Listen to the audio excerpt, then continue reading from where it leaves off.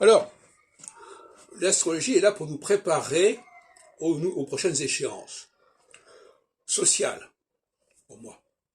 Et les échéances sociales majeures qui se préparent, qui se présentent dans un très proche avenir, puisque nous sommes à la fin de la phase solsticiale, en tout cas des 2 tiers de la phase solsticiale, et nous abordons le 3e tiers de la phase solsticiale, qui est déjà un glissement marqué vers le équinoxial, quand Saturne passera sur l'axe Verseau-Poisson, Vierge-Poisson, en l'occurrence Poisson. Et ce sera au mois de mars, avril 2023. À ce moment-là, je prévois, non pas je ne sais quel événement majeur à la Barbeau, mais je prévois que socialement, un très grand nombre de femmes vont prendre le pouvoir. Je ne dis pas le pouvoir politique, le pouvoir dans leur famille, le pouvoir dans leur milieu, le pouvoir dans leur communauté, à tous les niveaux, et notamment dans le couple d'ailleurs.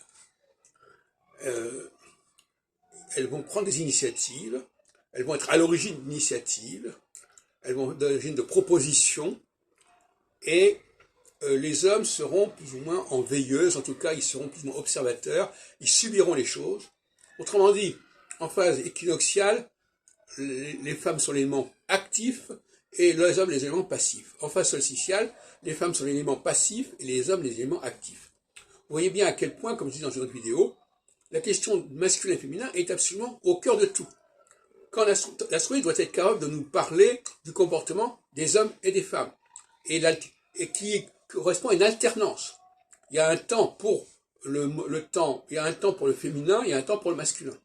Alors la question qui se pose, chers amis, c'est est-ce que les astrologues connaissent le masculin et le féminin? Est-ce qu'ils savent ce que ça veut dire? Bon. Là encore, je parlais ça fait partie d'un savoir qui est étranger aux astrologues. Quand vous demandez à des astrologues de nous dire des choses intelligentes sur les hommes et les femmes, ils savent rien dire. Ils vont dire il y a Vénus, il y a Mars, je sais pas quoi, il y a les 6 masculins et féminins, enfin ils ont rien à dire. Donc il y a une sous-culture, il y a une sous-information concernant le masculin et le féminin qui est absolument dramatique.